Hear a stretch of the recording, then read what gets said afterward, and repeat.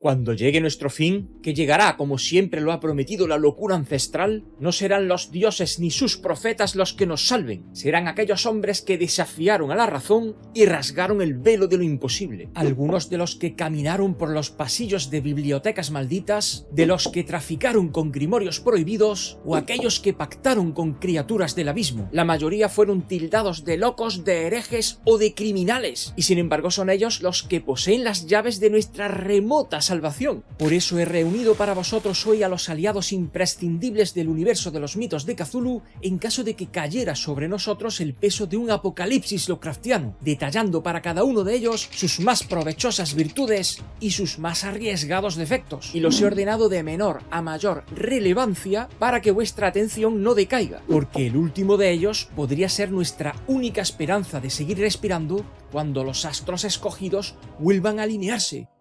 Mi nombre es Francisco Javier Olmedo, soy escritor de narrativa de horror cósmico y hoy vamos a hablar de los 10 aliados imprescindibles en un apocalipsis lovecraftiano.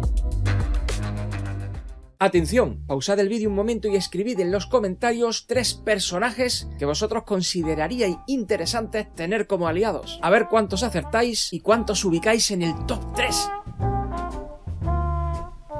En 10º puesto tendríamos a Seneca Lapham, un profesor de antropología de la Universidad de Miskatonic de la promoción de 1879 que se ganó una gloriosa reputación como investigador de lo oculto. Lapham es célebre por su papel en el caso de Ambrose Dewart, del popular relato póstumo de Lovecraft y Derleth, El que acecha en el umbral.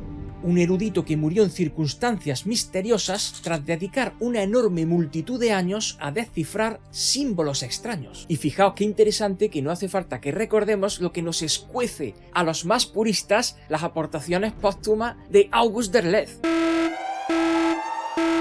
Sin embargo, en este caso debemos de hacer una excepción, puesto que El que acecha en el umbral ha sido considerado por los estudiosos más expertos, y coincido con ello, como la colaboración póstuma de Derleth con Howard Phillips Lovecraft más fiel a la cosmogonía original de nuestro gran maestro. Y esto a pesar de que Derleth lo desarrolló a partir de un borrador de Lovecraft de tan solo 1200 palabras, cuando la noveleta finalmente ha alcanzado las 50.000. A partir de ahí ya todo fue cuesta abajo. Pero regresando al caso que nos ocupa, el de nuestro amigo Seneca Lapham, el profesor reunió para la biblioteca de la facultad varios de los volúmenes que Ambrose Dewart poseía, así como sus notas personales, las cuales sometió a un escrupuloso estudio y a posteriores consultas con otros tantos colegas expertos de la Universidad de Miskatonic. Y es que su vasto conocimiento sobre culturas olvidadas y antropología ocultista lo convertirían en un aliado extremadamente valioso, puesto que maneja varias lenguas muertas con suma fluidez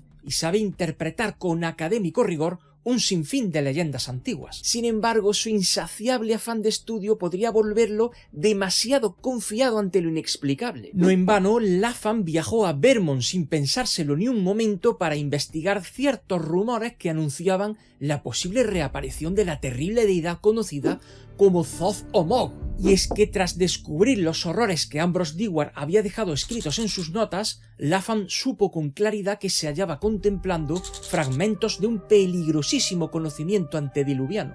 Y aún así no se sintió impedido ni un segundo en acudir a su encuentro. Esta anécdota subraya sin duda el potencial de descubrimientos de secretos clave que posee el antropólogo, pero de un modo tan obsesivo que podría forzarnos a no evaluar adecuadamente los riesgos a los que nos enfrentamos, incluso omitiéndonos deliberadamente posibles detalles a sabiendas de que el hecho de exponérnoslos conllevarían una negativa por nuestra parte. Por tanto, de nuestro 10º aspirante podríamos decir que su mayor rasgo de valor sería su vasto conocimiento sobre asuntos arqueológicos y etnográficos, que bien podrían resultarnos de gran utilidad, pero con la desventaja de que podría caer con dificultad en la obsesión o en el error, fruto de su insaciable apetito de aprendizaje.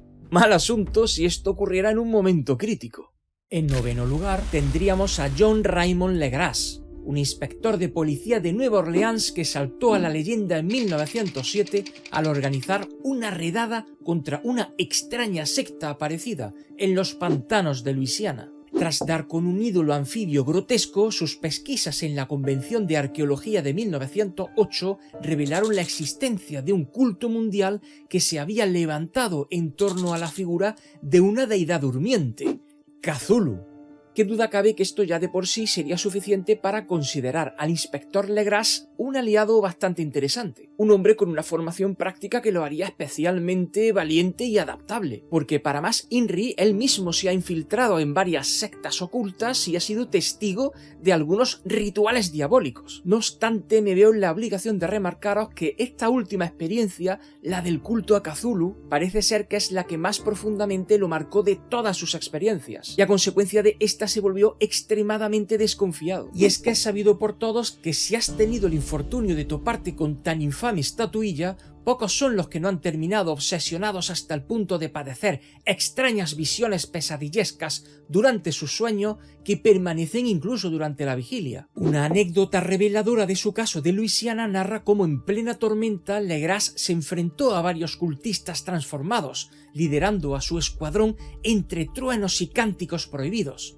Esa fue la noche en la que encontró el ídolo y supo que algo monstruoso acechaba más allá de la costa. Y aunque no entendió del todo aquel rito pantanoso, su asistencia a la convención de la Sociedad de Arqueología fue la primera pista que lo llevó a pensar que el culto de Cthulhu se extendía por todo el mundo. Y esto nos demostraría su enorme utilidad, puesto que sería algo así como un puente entre el mundo policíaco y el académico. Pero también cabe destacar que Legras nunca volvió a descansar adecuadamente desde aquella experiencia, que permaneció durante el resto de su existencia obsesionado con aquella verdad terrible. Así que confiar en él implicaría aceptar una ira refleja contra los cultistas fanáticos junto al efecto de su permanente paranoia, la cual puede terminar volviéndose implacable.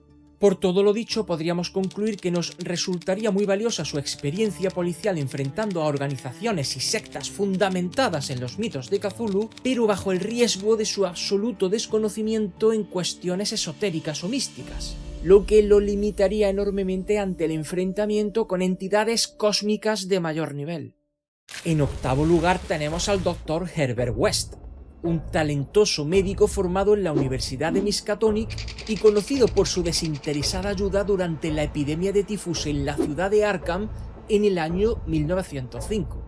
Incluso fundó clínicas para pobres y sirvió en hospitales militares en la Primera Guerra Mundial. Pero lo que lo convertiría en un extraordinario aliado no sería su filantropía, sino el más impopular de sus talentos, la invención del suero para revivir a los muertos. La rumorología local hablaba de experimentos con cadáveres sobre los que se decía, según testigos, que incluso llegaban a escaparse de su laboratorio durante las noches y vagar por la zona circundante. No obstante, el Dr. West insistía en que sus trabajos solo buscaban el bien de la humanidad contra las atrocidades de la guerra y la enfermedad.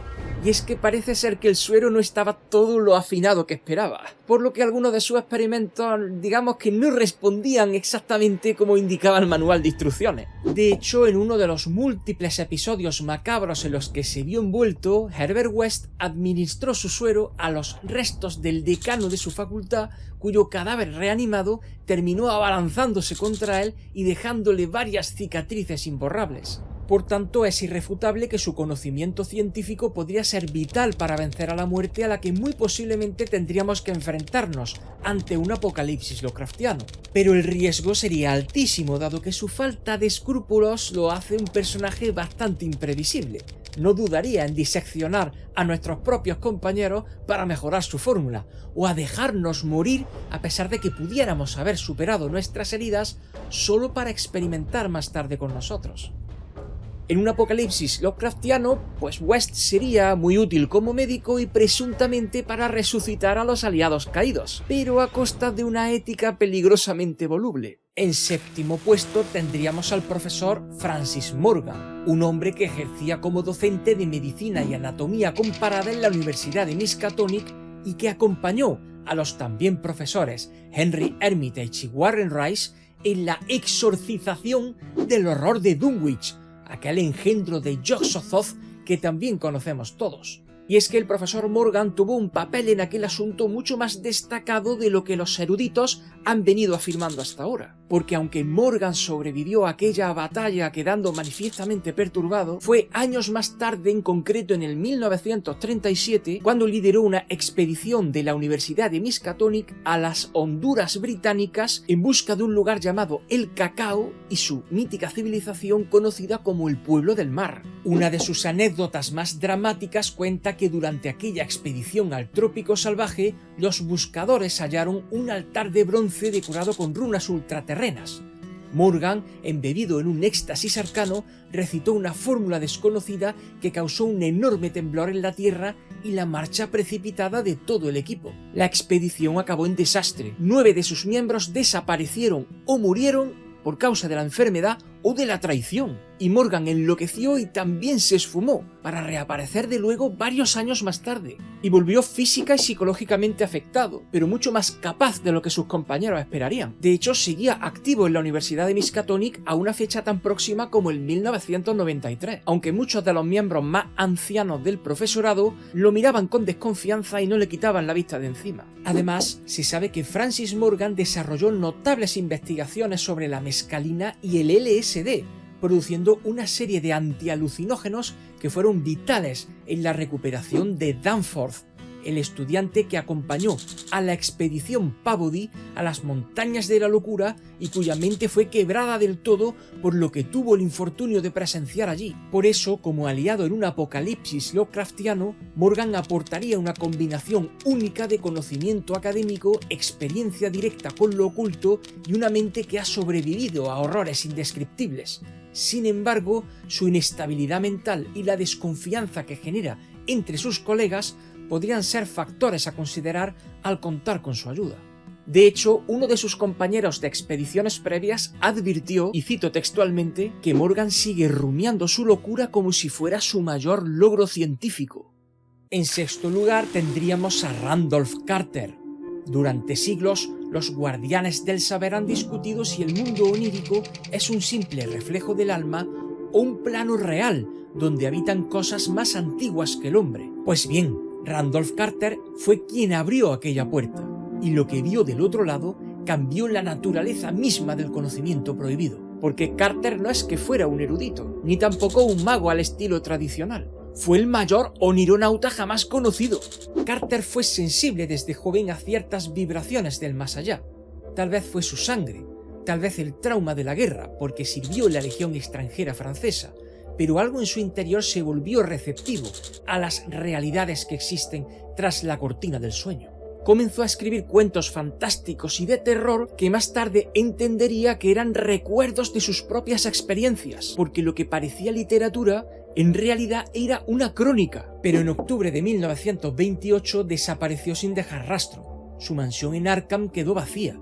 La policía halló documentos extraños, mapas de ciudades que no figuraban en ningún atlas, descripciones de seres de múltiples brazos y nombres que causaban vértigo. Lo que pocos sabían es que Carter no murió, sino que trascendió. En su celebérrima historia sobre la búsqueda onírica de la ignota Kadath, llegó más lejos que nadie. Exploró Ulthar, la meseta de Len, los desiertos de la ciudad de Irem, y habló con dioses dormidos en sus propios tronos. Y al final de esa travesía supo que la deidad que tanto perseguía era él mismo, un eco de su memoria atrapado en la eternidad, y usó entonces la llave de plata, un artefacto mágico que permite abrir caminos entre planos, convirtiéndose así en algo más que humano. Y aquí es donde su historia se vuelve relevante para nuestra desesperada empresa. En un apocalipsis Lovecraftiano, Carter se convertiría en el enlace con los mundos más allá del velo del sueño, porque su conocimiento no es solo teórico, sino que es de los más prácticos. Ha caminado junto a los dioses del sueño, ha escuchado el murmullo de Azathoth en la bruma de la inmensidad cósmica, ha resistido la mirada de Nyarlathotep y ha vuelto.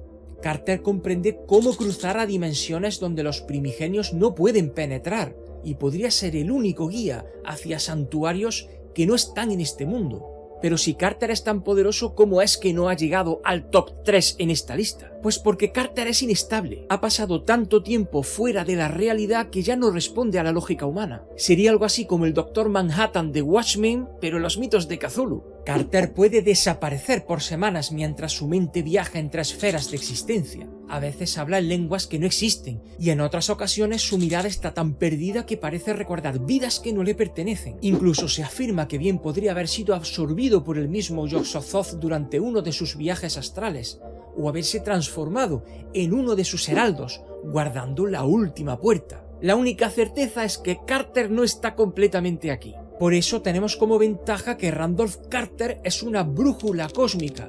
En los días finales, cuando el cielo se desgarre y la razón se hunda, él será quien nos tome de la mano y nos diga cuál es la puerta correcta, pero a cambio de una muy posible inaccesibilidad hacia su persona. Pero debemos prepararnos porque si le seguimos, es posible que jamás regresemos.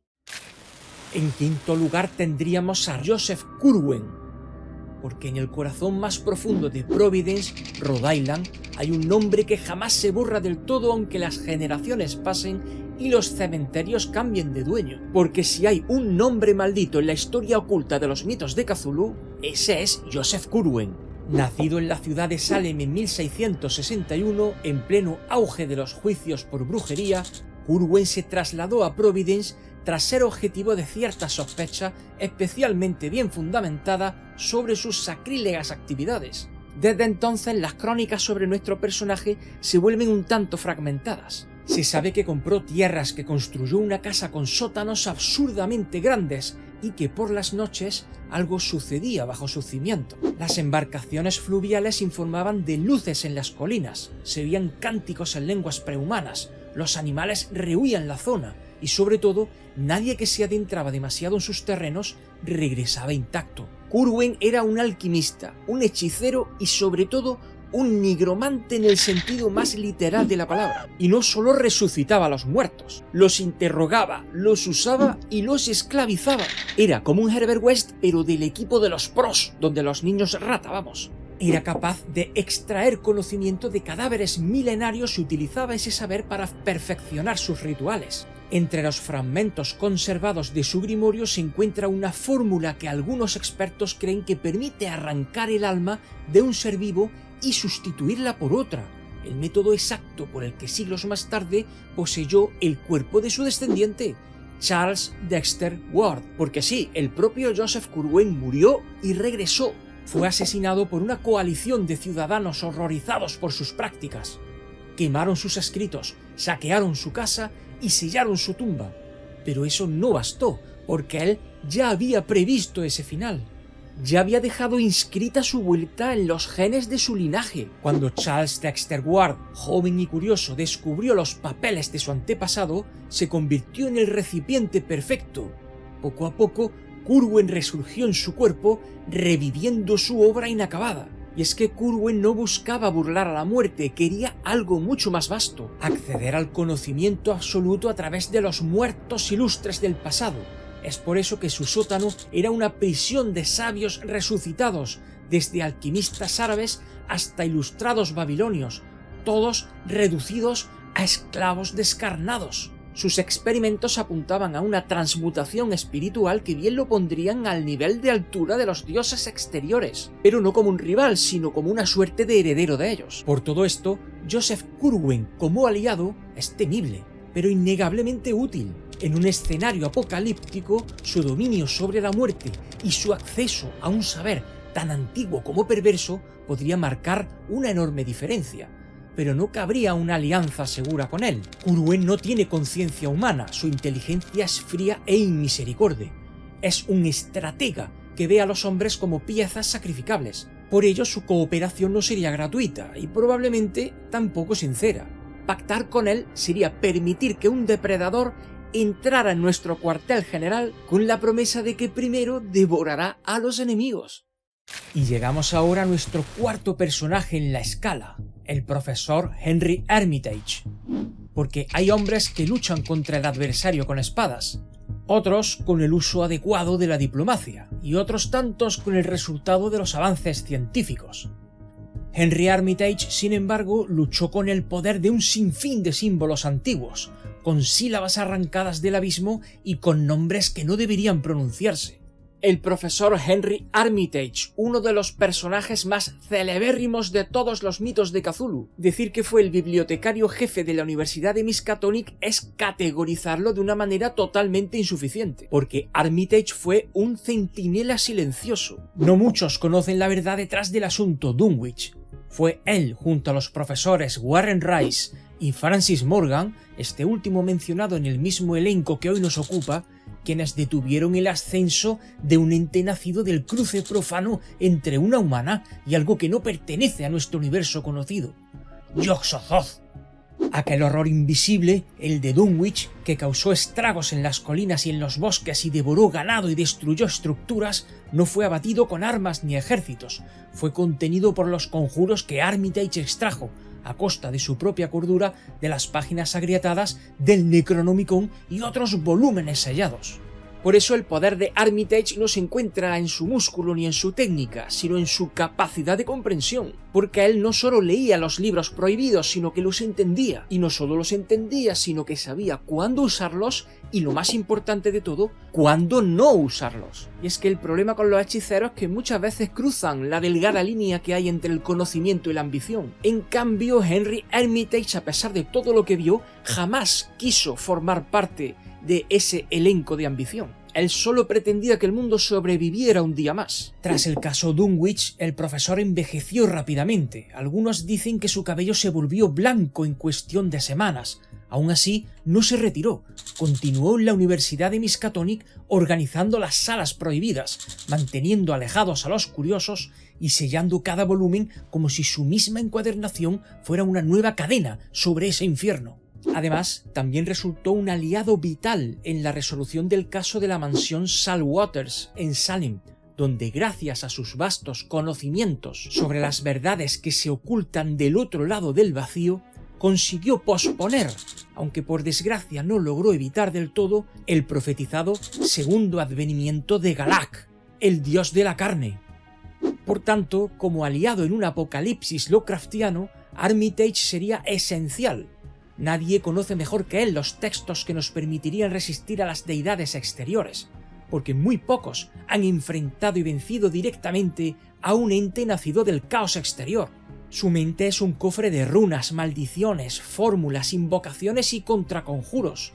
Él puede traducir lenguas muertas, identificar sellos o recitar de memoria pasajes que han destruido a los neófitos que intentaron leerlos en voz alta. Pero Armitage ha pagado como precio por ese conocimiento parte de su alma. Sus ojos, si los miras bien, parecen cansados, y no solo por la edad, sino por el peso de todo lo que han visto. Por las noches lo escuchan hablar solo, recitando versos en acadio o repitiendo nombres que ni los muros se atreven a registrar. Y aunque es prudente, esa misma prudencia lo hace a veces demasiado lento. Por eso, cuando cada segundo cuente, Armitage necesitará de una mano protectora mientras que él recita los ensalmos de salvación. Y llegamos, mis queridos hermanos, al top 3 con Laban Shrewsbury, porque algunos temerarios estudian los mitos, otros desdichados los padecen, pero hay un tercer tipo más raro y más temido, los que entienden lo suficiente como para anticiparlos y hacen lo que esté a su alcance para evitar que ocurran.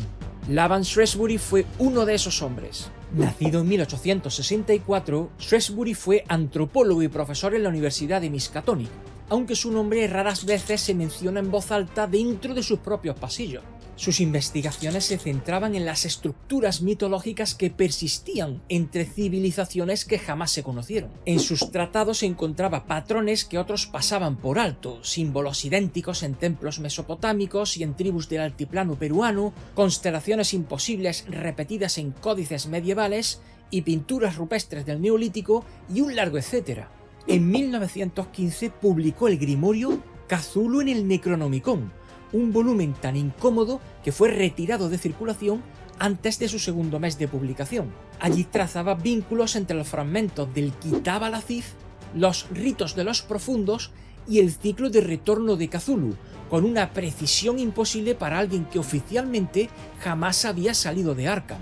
Ese mismo año, sin dejar rastro, nota o despedida, Shrewsbury desapareció y se pensó que había muerto. Algunos supusieron que fue un suicidio, otros pensaron en un exilio voluntario, pero en 1938, cuando ya nadie lo buscaba, Shrewsbury reapareció y apenas si había envejecido un par de años. Su mirada era más clara que nunca, pero también mucho más lejana. Llegó con notas en lenguas desconocidas, mapas estelares que predecían movimientos que los astrónomos confirmarían décadas más tarde, y una advertencia que repetía en voz baja a quienes aún querían escucharlo. No están viniendo, ya están aquí. Pero no volvió a quedarse mucho tiempo entre nosotros. Dicen que su casa estalló en llamas una noche sin luna, sin causa aparente y sin dejar rastro de su cuerpo. Algunos sostienen que lo vieron subirse a un tren sin destino con una enorme mochila a sus espaldas, mientras que otros aseguran que ascendió por su propia voluntad entre haces de luz azulada hasta una estrella lejana, Celeno, entre las Pléyades, con cuya biblioteca se rumoreaba que tendría una profunda relación. Por todo lo dicho aquí entonces, Laban Shrewsbury no sería un simple hechicero, es un sabio que conoce con incomprensible exactitud los hechos venideros. En un apocalipsis Lovecraftiano, Shrewsbury sería el cartógrafo del desastre, la brújula para navegar por el colapso. Sus escritos son manuales de anticipación, predicciones de fases lunares, corrimientos de realidades y estrategias para sobrevivir cuando la geometría del mundo se retuerza sobre sí misma. No obstante, siempre existe un pero, y es que nadie sabe con qué entidades negoció para conseguir tal clase de información. Nadie puede afirmar si Shrewsbury sigue siendo del todo humano, y es que algunos aseguran que ya no necesita hablar para comunicarse, que sueña colectivamente con ciertos individuos seleccionados, que incluso ahora en algún rincón desconocido del universo, Laban Shrewsbury está escribiendo un tomo prohibido que llegará a nuestras manos en el justo momento. Y el penúltimo lugar alcanzamos ahora con Titus Crow, porque no todos los que conocen a las deidades de la cosmogonía Lovecraftiana se arrodillan ante ellas. Como hemos visto, algunos muy pocos eligen hacerles frente, y entre esos escasos elegidos, ninguno ha llegado tan lejos como Titus Crow.